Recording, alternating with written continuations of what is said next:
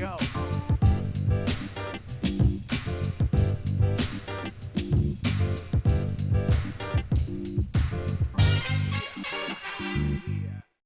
Mailbag. Nothing personal word of the day. Mailbag. Summer vacation. Mailbag marathon. So I went on Twitter and asked you to send me questions. Normally, I take questions on Apple. When you go on Apple Podcasts and you can subscribe and rate and review, and within the review, ask a question. I look at those. I looked at a bunch of Twitter questions. I try to do once a month where answering a bunch of your questions, ones that don't make it into the show because they're not relevant for a specific topic of a specific day, but they're subjects that can last a while. So when I'm going to be away for a while, we're going to record a couple of these for your listening and viewing pleasure on Nothing Personal with David Samson YouTube channel and wherever you get your podcasts. I think there's going to be commercial breaks, but I don't think I'm going to interrupt myself to tell you to wear Express or listen to Sonos or do whatever else someone else gets paid for me to say. And I just want to get right into it because these are fun. You guys came up with some. Coca tried to theme the episodes. We'll see if that works because often my brain goes in 15 different directions. Shocking. And I don't know what I'm going to answer at any particular time until Coca yells at me. One of the best tweets we got, Coca, is someone who confirmed that you're real. I still can't figure out for the life of me why people don't know, maybe because you haven't been on camera, maybe because they don't believe that in about 70 episodes or so, there will be a Samson sit down with you where you can tell your life story and everything that makes you uncomfortable. And you can talk about how you're stuck with me every day and how I make you completely insane, which I do. Can you imagine having to deal with me all day, every day? Hey, David. Hey, it doesn't guarantee that you're going to make the mailbag. That's it. You win, Coca. You said in the first 5 minutes, I'm going to say mailbag bone guy. Doesn't guarantee you'll be in the mailbag bonus 60, 62, 69 episode, but you start with, hey, David. My mother would say, hay's for horses. Hey, David, my favorite podcast to listen. My question for Samson.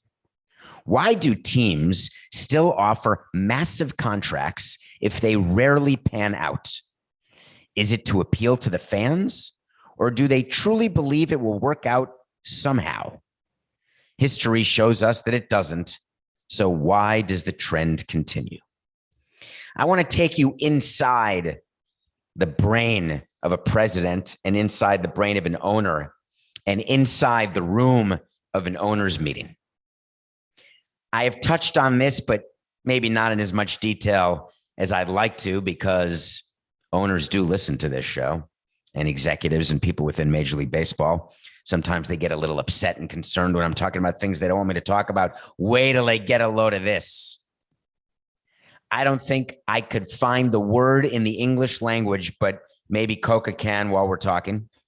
A thesaurus, a word for megalomaniac, egomaniacal, super ego. That would be a great Marvel character. Super ego. Maybe that's one of the character in The Boys, that great series where the people go crazy, where the superheroes are not good guys. I cannot tell you enough what is ego and the size of ego that exists in professional sports. So having been in that universe for high years, I was able to watch myself from outside myself and watch myself change over the course of the years. I started so young, wanted to prove myself, ended up leaving older 18 years later. And I would look at people who I had heard of before I got into baseball, and owners and executives and GMs and players. And I was just starstruck and awestruck and totally impressed. These are unbelievable people. And I find people say to me like, wow, you were the president of a team for so long. I love you, Samson. Or, oh, you're the president of a team for so long. I hate you, Samson. I never understood that on either side. I never believed the love or the hate, which is how I was able to survive both the hate and the hate and the hate, thick skin. But the ego means that everything that we think we are doing is right. And every time someone says that we're doing something that isn't right, we say, no, you're the problem, not me. This player's not ready for the big leagues. Yes, he is. I'm right. You're wrong. He wasn't ready. My God, he just sucks. It's not that you were right that he wasn't ready. It's that you were wrong in how you developed him and told me he was going to be a good player. The agent says he's not going to sign for under 6 years. I don't believe you. Is that true? I'm going to collude if that's possible. Hello, anybody there? Anybody going to sign Jose Reyes for $100? Anybody? Hey, Jeff and Fred, do you want him back? You going to pay him that much? I didn't do that, but I wish I had. I really didn't do any collusion, by the way. Massive contracts come when you know that you have to have something, which is the single sentence that if you are a good executive, you do not utter. You don't think it. You don't believe it. This guy, David, you have no idea. The guy right now in high school in Carlsbad, California, this is the next Mike Trout. Oh my God, we got to have him. This 16-year-old in the Dominican, he's got hands that are so soft. They'll make you sweat with anticipation. And look at the power, to say nothing of the arm. Hey, throw one in from right field. Throw one. Oh my God, look at that arm. I've never seen anyone like him. I've been doing this for 25 years. I've never seen someone like this. Pay the man his money. If I had a dime for every time I heard someone tell me I've never seen anyone like this, I'd have a lot of dimes. Bags. So the reason why people sign players to massive contracts is because, the reason is that, not the reason is because, sorry, Mr. Lynn, the reason 40, 29, the reason that we sign players to massive long-term contracts is that we are told and we believe that that player is the difference maker. We are one guy away. We're 3 guys away. If we have this guy, we're 2 guys away. We have a hole in our rotation. This man will fill it. Oi, do we have a problem in the middle of our order? That's a middle of the order bat. You need defense to win championships. The glove he has at third base, unbelievable. You got to be strong up the middle. We're looking for shortstop, second baseman, center fielder, and catchers. We need them. This guy's a center fielder. He's fleet of foot. That's a good one we hear. Fleet of foot. This guy is toolsy. It's another one we always hear. It's toolsy. He's a toolsy guy. Well, when you say all those things, you got to get him. Call up the agent. He's a free agent. Hey, what's it going to take to get Max Scherzer? Yeah, I think we're going to want 10 years, $300 million. Come on, man. You know we're not signing Scherzer till he's 39. We're not doing that. But this guy, there's 10 teams who want him. Do you want to win? Agents say, and owners fall for that. Like Steve-O and Jackass being shark bait. If you're not watching this, then you're not seeing me put my finger in my mouth, which totally grosses me out.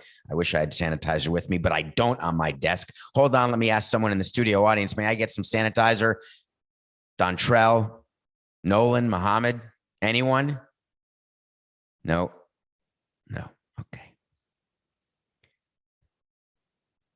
10 teams want him. You're going to have to step up. You're going to have to make yourself uncomfortable. Look at the way he takes care of himself. He's going to be fine.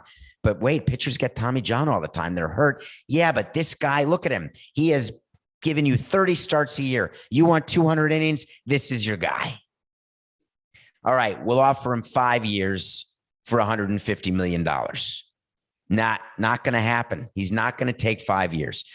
We are told by Major League Baseball, we've got all the statistics, that any deals for pitchers over 5 years, you're guaranteed to lose. Guaranteed.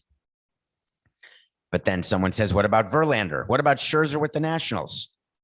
And then we get a list of the myriad contracts that did not work out. How about the position player? We get the list. Nobody has those numbers for 10 years. Nobody has those numbers after 35. Well, maybe it's one person, but it's probably not going to be your person. So you sign them. You give in. You give over $100 million to Reyes. You give the extra year to Mark Burley. Nah, Mark Burley wanted to be in Florida. Whatever. Mike Hampton wanted to be in Denver because of the school system. Whatever. Manny Machado wanted to be a Padre because he liked the farm system. Whatever. Bryce Harper wanted to be a Philly because he enjoyed cheesesteak. Whatever. Tatis said, I want to be a part of those Padres forever. Whatever. Stanton, I love you, G. You know I do. I really do. Sometimes you listen, so I hope you're listening. You and I both know why you signed a long-term deal with the Marlins. You know, I know. Now everybody knows because we made you an offer that you told me you're going to say yes to. And if you match it, say yeah, I'll say yes. If you go $1 under, I'm going to say no. And we had to have you, G. So we gave you your number. Almost took down a whole franchise. Had to have you. Didn't want to get rid of another player. Didn't want to be known as the guy who couldn't sign his own free agents ever. Didn't want to have to make another Cabrera type trade. Wanted to have a player go into the Hall of Fame as a Marlin. There's a reason for everything. And what agents do so well is they find the specific reason that a specific owner has for a specific player at a specific moment, and they get an extra year. They get an extra $4 million per year in average annual value. It happens every time. We talk about it in owners' meetings.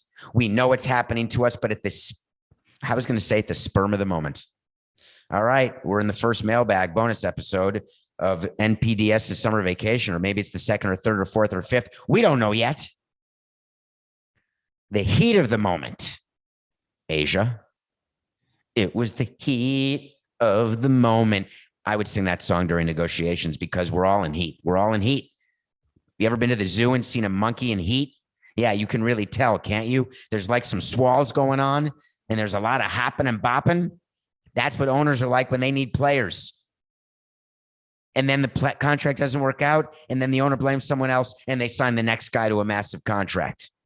We know it doesn't pan out, and we keep doing it. Have you ever seen in any other business anything so ridiculous where you know something doesn't work, but you do it again and again and again because this time we're going to be right? I promise you, the next free agent deal, the next long-term deal that your team signs, you're going to celebrate it. You're going to be thrilled. And then when the player stinks at the end of the contract or doesn't have good years in the middle of the contract, you're going to be angry that the team can't sign yet another player. And you'll forget about the fact they signed the first player, and you'll be upset that they're not signing the next player. Cubs fans, you still have Jason Hayward. Really enjoy the show. Thank you. You've done a lot of negotiating in your career. Quite true. Also outside of my career. What is your negotiating style, and what techniques would you recommend to the rest of us when negotiating anything in life? Oh, I like that question a lot, Coca. Okay. For those of you who think you only negotiate at work, wrong. We all negotiate all day, every day. It's all we do. I like people who say, listen, I'm not a good negotiator. Do you know what code is for people who are not good negotiators? They do what everybody else wants and never what they want, but they pretend it's what they want so they can live with themselves. There's a nice way to say that. That's flexible, malleable. Easygoing is another expression for people who are not good at negotiating. No, I'm easy. I'm whatever you want. Where do you want to go to dinner? Wherever you want. I don't care. What do you want for dinner? I don't care. Whatever you want. What movie do you want to see? Doesn't matter to me. What do you want to see? I wouldn't mind eating at a Mexican restaurant. Oh, you want sushi? Great. I'll do sushi. I'm easygoing. Oh, you want to stay in a hostel? No problem. I'm not going to be hostile toward a hostel. I'm fine. I understand I prefer the Ritz, but I'll do a hostel. Negotiating is what you do to get what you want. So the question is, how badly do you want something? And that will determine what your negotiating style is. One end of the spectrum is this. If I don't get what I want, I'm leaving. I'm walking out the door. I'm leaving on a jet plane. Don't know when I'll be back again. Oh, Lord, I hate to say goodbye. But if you don't give me what I want, that's what I shall do. But that's not a reasonable request. Don't tell me what's reasonable. It is very reasonable that we do the project this way at work. It is very reasonable that we stay at the following hotel on business. It is very reasonable that we change our production, that we change the way we sell, that we change the commission structure. It applies to anything. When you want something to the point where you will not do any compromising, the style of negotiation you choose is on one total end of the spectrum. Do it my way or I won't do it. People call you petulant, bossy, inflexible. You're not any of those. you're negotiating. So now we've given you the two extremes, right? I'm easygoing or I'm the biggest pain in the neck of all time. If you have something that you care a lot about to the point that you will not do the activity unless the activity is done the way you want it done, then you will negotiate right up to the point where you cannot convince people to do it your way, and then you leave. Now, what's one step to the left of that? Do it my way. Well, wait a minute. Do you know that there's different possibilities here when we do the commission structure for sales? There's different ways that we could arrange the furniture in the apartment. Yeah, but I want it here. Let me explain to you a possible way that we could do it that you may like. How many of you, by definition, say, I don't like it, even if you do like it because you're standing on ceremony? Because you think that if you give in, it shows weakness. I couldn't agree with you more. You can't give in on something that you're willing to leave before you don't get the way you want, unless it's really not something that you will leave for if you don't get what you want. So then you go down the scale.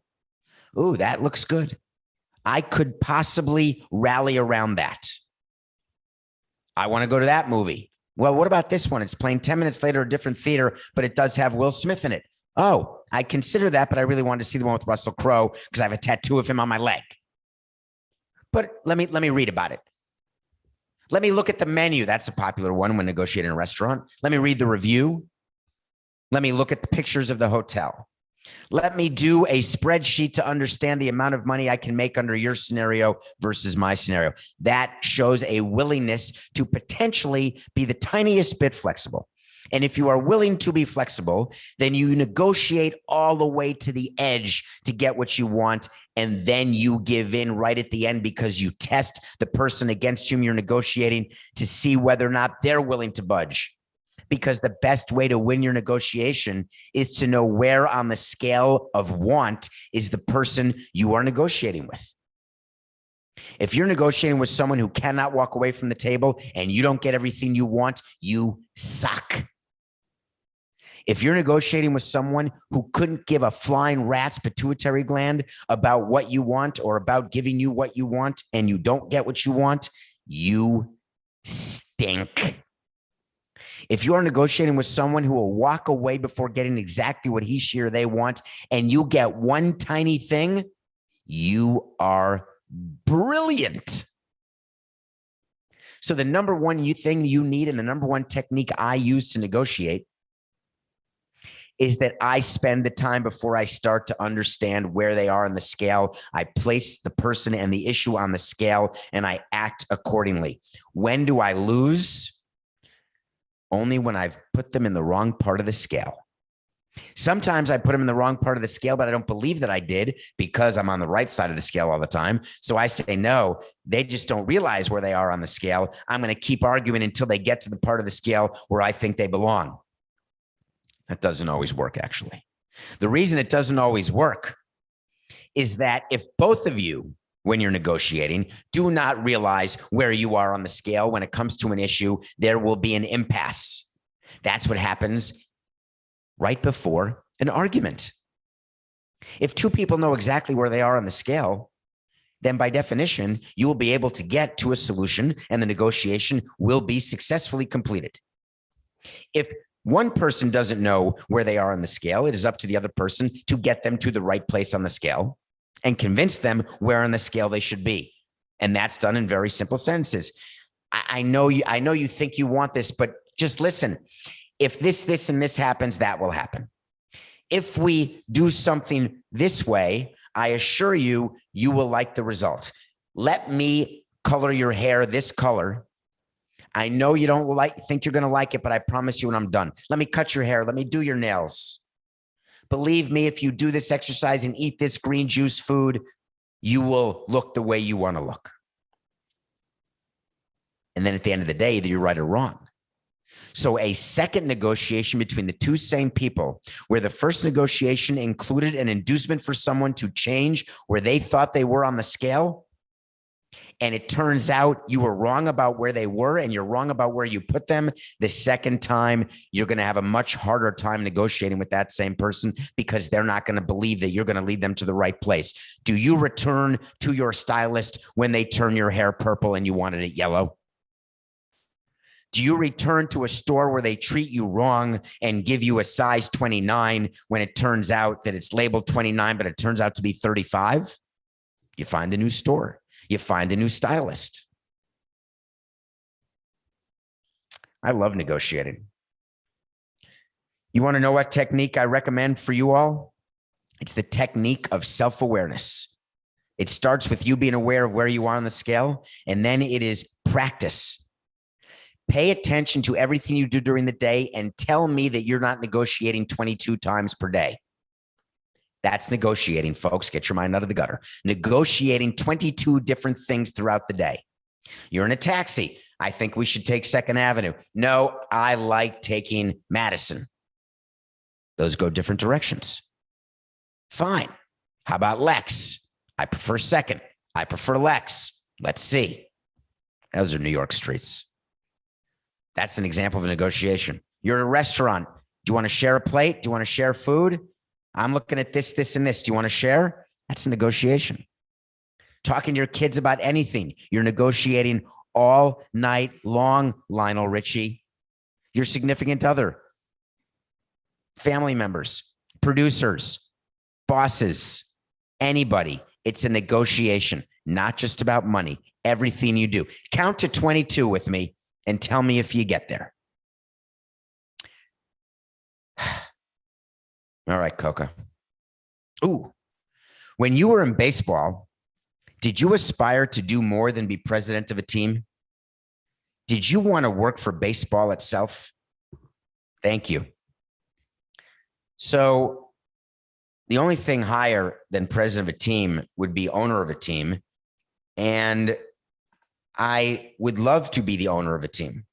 And the reason I would love to be the owner of a team is because that's 2nd time in one show, Coca. That's a veritable outrage. The reason why you want to be the owner is the only person without a boss. Presidents have bosses. Everybody has a boss.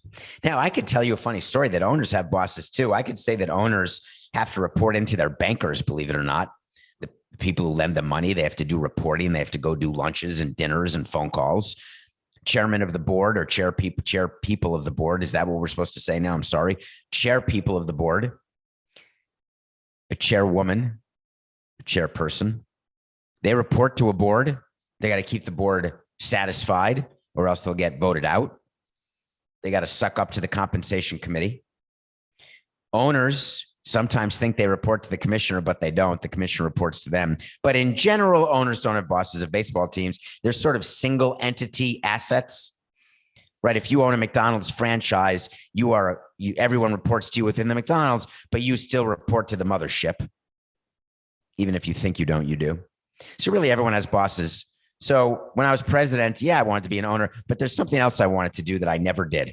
And when I saw this question and wanted to put it in an episode, the reason that I included it is that you said the following in your question. Did you aspire to do more than be president of the team? More, sometimes people would say, is higher, more money, higher up the chain. There were times that I wanted to be in the grounds crew. There were times that I wanted to be a third base coach.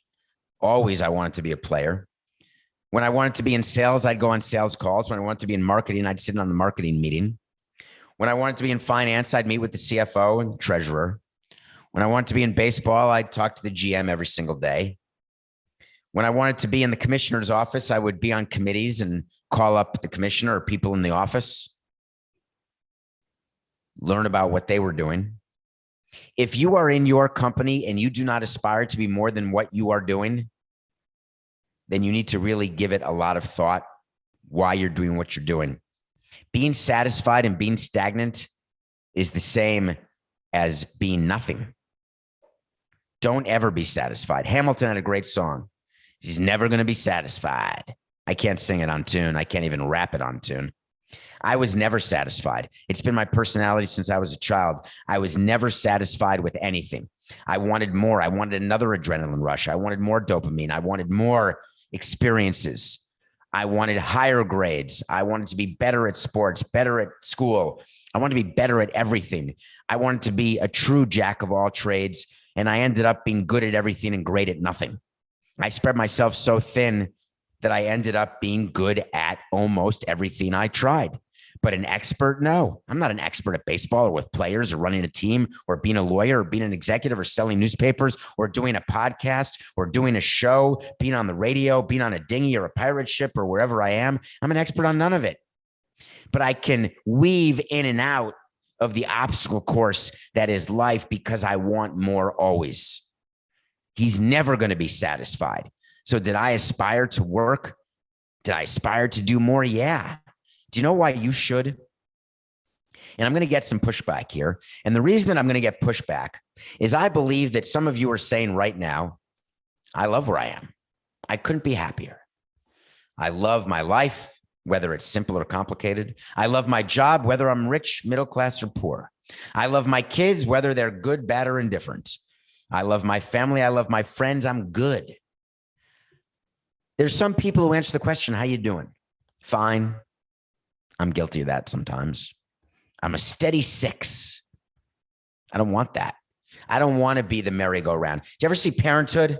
The movie Parenthood, the grandma at the end of Parenthood was Steve Martin. She tells a story to Steve Martin and his wife in the movie Mary Steenburgen. And it's a movie with Jason Robards and Tom Hulse, Keanu Reeves, Martha Plimpton, Diane Wiest, Rick Moranis, just a Joaquin Phoenix. One of my favorite movies.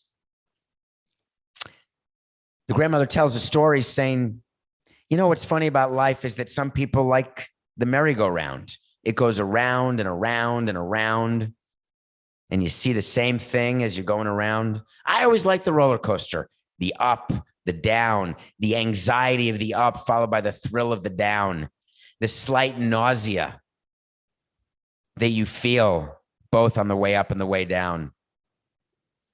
Merry-go-round's just boring. I never wanted my life to be boring because life is so finite. It ends so quickly, whether you die young tragically or die of old age in your sleep or whenever you die, it's always too soon. It's never the right time. There's never a convenient time to die. That's for sure. Some deaths are called, they're not tragic. He lived a good life, a full life. People judge that in years. Some people die young and they lived a more full life than people who die at 100.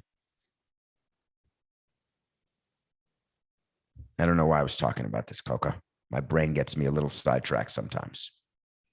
Did I want to work inside the commissioner's office? Oh, I know what I was telling you, is that the reason I like never being satisfied, the reason I like the roller coaster is for me, life is about points of reference.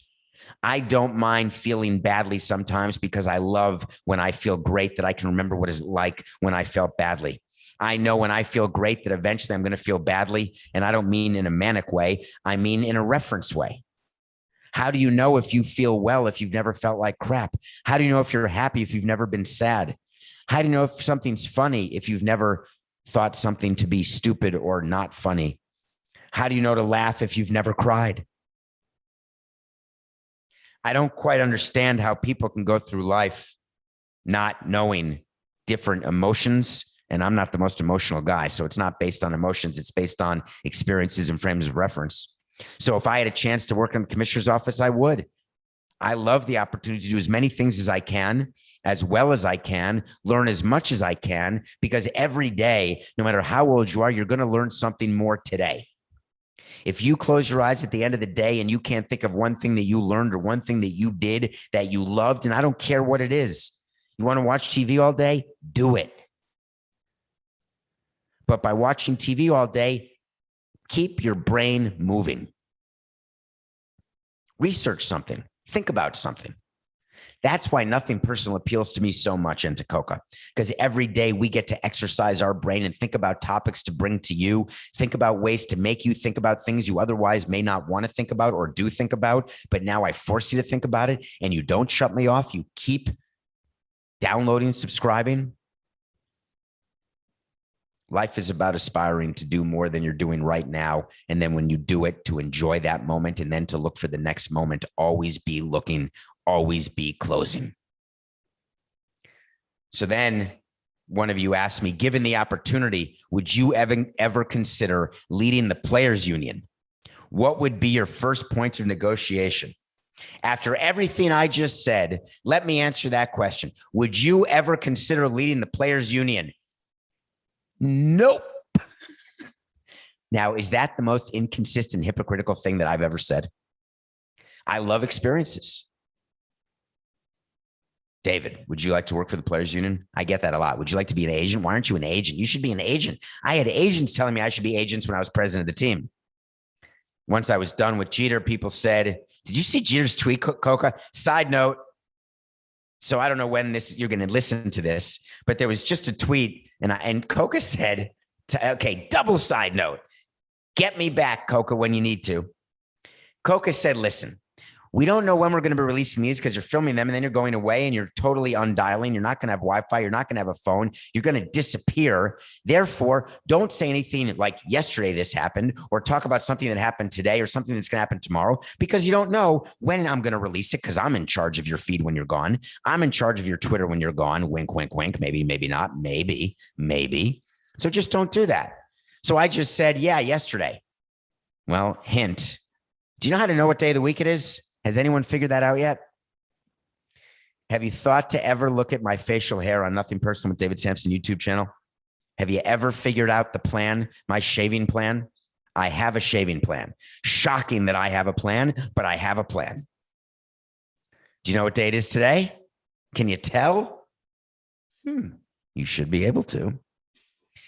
So Jeter sent a tweet saying, send something to me and I'll sign it. And here's the charge. It costs $1,000 if you send me this. It costs $500 if you send me that. It costs $1,800 if you send me this. So I tweeted, hey, what if I send you a employment contract? I thought that was funny. It made me laugh, which half the reason for Twitter or anything is to make me laugh and smile and think and learn and grow. I don't know why I was thinking about Jeter at all. Oh, would I ever want to go back into baseball? Would I ever want to be an agent? Would I ever want to work for the union? So I never say never, even though Coca says I say never all the time, but you know very well, saying never is a very silly word to say because you never know what's going to happen on a particular moment, on a particular day, in a particular situation. You don't know how you're going to react when given the opportunity. If the phone call came to me, and the call did come to me to be an agent when I was done with baseball, and I politely declined. And the reason I politely declined is because I've been with agents nonstop for 18 years. I know exactly what the job is of an agent. I've watched them do their job. Now it would be totally different from the outside. I had a conversation with Tom Kohler, who is becoming an agent, is an agent. I had a conversation with the Derek Jackson, who was our general counsel with the Marlins, who's now an agent, and talked about life as an agent, the amount of work you do, the amount of babysitting you do, the amount of attention you have to give each player just for you to get poached by another agent right as the player's about to get paid, the amount of investment you have to make in a player before you hit it, the amount of blocking and tackling, the amount of line and insanity that goes on. So I politely declined. But if I were asked to lead the players union, my initial reaction was no. When I was preparing for this show and I saw that question, I said, my answer is no, because I know exactly what it is to be the head of a players union. But I've thought about it more, and the answer is yes, I would do it. And here's why. Because I would want one collective bargaining negotiating session, one cycle, one set of grievances, one set of arbitration from the other side, so I could help the commissioner's office understand how to be better. Unions were not invented for players whose average salary has 7 figures. Unions were invented for workers who had no one representing their interests, who lived below the conditions of the lowest human being ever has lived. Unions were meant to protect those workers, to give them rights. The players union is not that. But my first point of negotiation, you ask, were I to be the head of the players union, would be quite simple. Is there any chance that I can convince you, the commissioner, any chance at all, to raise the minimum payroll salary to $2 million? Any chance? Well, no, that's ridiculous. The minimum's already gone up too high. Yeah, but that's what I want. I'll take money off the top to put money back at the bottom. Spoiler alert, that could happen this next collective bargaining because the players' union's finally getting smart. Young players are gold because they're cheap. Owners will give on this issue. They're going to say they won't, folks.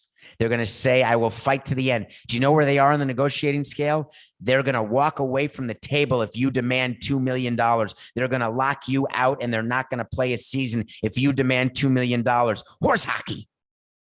They only are going to tell you they're at that place on the negotiating scale, but they're not.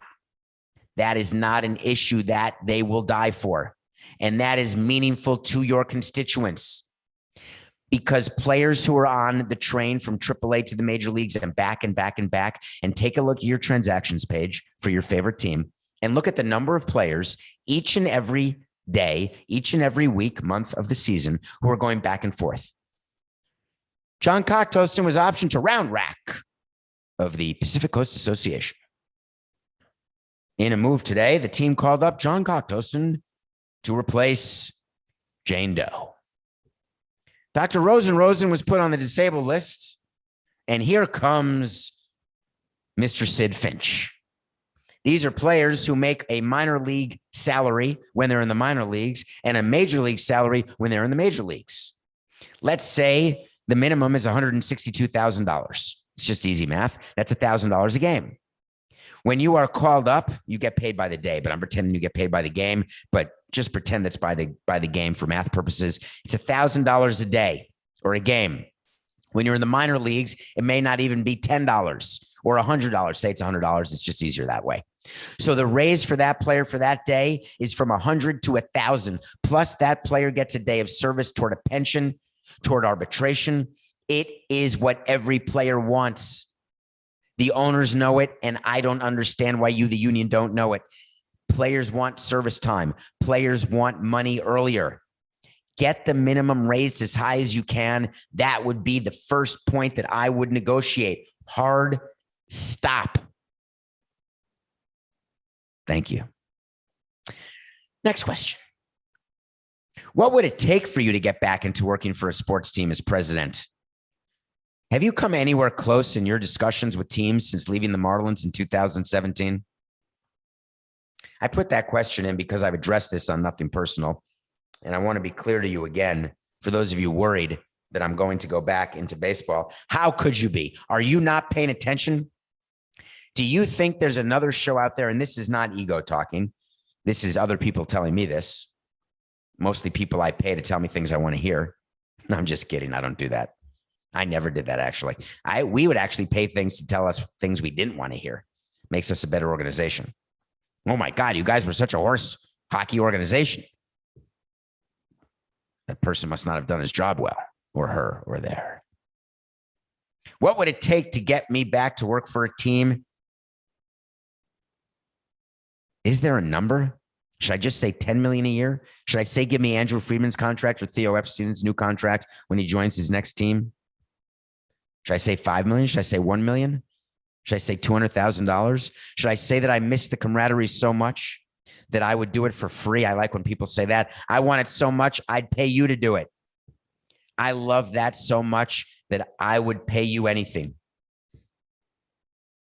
Don't ever say that. Don't ever tell people you do something for free, because then they'll have you do it for free. You are worth what you are paid. People pay you for what you are worth. To them, not to yourself. Don't judge yourself based on your paycheck. How many people do that? Hey, I'm rich. That means I'm awesome and funny and tall and dark and handsome.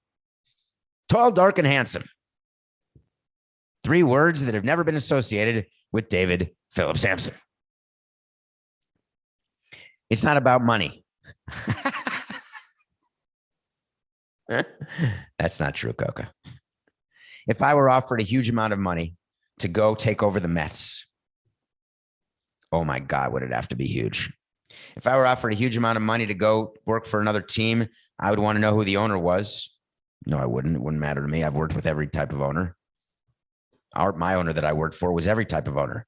There were moments that he was the greatest person in the world to work for. There were moments he was the most difficult person in the world to work for. There were moments in between. There were moments when I disagreed with him. There were moments when I agreed with him. And there were moments when I didn't care enough to either agree or disagree. The key to being good at what you do is to know which is which. That's the theme of this show, is the self-awareness of knowing which is which, of knowing where you are on the negotiating scale, of knowing whether or not there is a price for your love or a price you're willing to pay to get material things or to have what is perceived as comfort in life, when in fact, maybe it's just discomfort that you crave. The reason why, if you are a Nothing Personal fan, you know very well that I would not go back to working in baseball is because then the show would be boring as F. How many people are out there talking, former executives, former GMs, former players, and they want nothing more than to be back in the room where they thought it all happened. They want nothing more than to get back in the game, get another job. So they're not going to say anything too controversial. They're not going to say anything of substance. They're not going to give away the codes to the nuclear arsenal. That's how baseball and sports people guard what they do. That's why people are so shocked. And Le Batard will say on his show, he'll tell it to you in ways that no one else will say it. There's no executive who's done what he has done who's willing to say the things he's willing to say. That's because they all want another job again, no matter how old they are, no matter what they do for a living, no matter how far removed they are from the game. They want back in. They want it so bad they can taste it, they can smell it, or they've got friends on the inside. I don't want to upset my friend. Spoiler alert, they're not your friends. So as a longtime listener to Nothing Personal, you know very well that I don't want to get back in. Therefore, it would take something significant. You want to know how close I've come in discussions with teams since leaving the Marlins? There's one thing I don't do in business. Let me rephrase that. In this specific instance, the one thing I don't do is lead anyone on, whether it is an owner or the commissioner himself or someone in the commissioner's office. I do not want anyone to think that I want something that I don't want because I'm far too direct. I'm far too clear with what I want and how to get it. I can see the pathways. As blind as I am personally, as so many blind spots that I have in my personal life, I have very few in my business life. I can see what's coming around the corner pretty clearly. Personally, I can't see anything. And by the time I see it, it's an oncoming truck. And I said, oh my God, that's such a beautiful light. Oh my God, I'm about to get run over by an oncoming semi. But in business, I know where everyone is. I could play Frogger. I could go Frogger on the 95, on the 495, on the 80, on 9A. Exit 60B, I could negotiate and find without a map from Kirsten Dunst because I can see it happening. And what I could see happening at the end of a conversation with an owner or the commissioner or his office is, hey, let me look around. Let me think about it. Let's talk more. I don't want to do that because I don't want to get to where they're thinking I want to get to. And so why would I lead them on? And once you get the word out enough, then the calls stop coming or the conversations start changing. Have you ever been asked by a friend to do something? Hey, do you want to have dinner? Nope. Next week, do you want to have a drink? Nope. Busy, work. Hey, a bunch of us are going out. You want to join us? Nope. Thank you. You like the fact that you have the power to say no, and then you get super sad when they don't stop calling, right? How come that guy never calls me anymore? How come I never invited out for drinks anymore? How come nobody calls me to work for another team anymore? You can't feel badly when those calls stop, when you made it clear time and time and time again that you don't want what they're offering or what they're selling. I'm not buying what you're selling. Please keep selling it to me. Why? Why? What's the purpose of that? Save the time. Do you think one of the calls you're going to get, you're going to say, you know what? Oh my God, I just realized I do want that extended warranty. I don't think so. I don't even know how to end this, Coca. Don't tell me in my ear I got to end it. I'm ending it. I'm not going to the next question. We'll do that next episode. Okay, I'll do it. So that's our show for today. Remember, that's our show for today.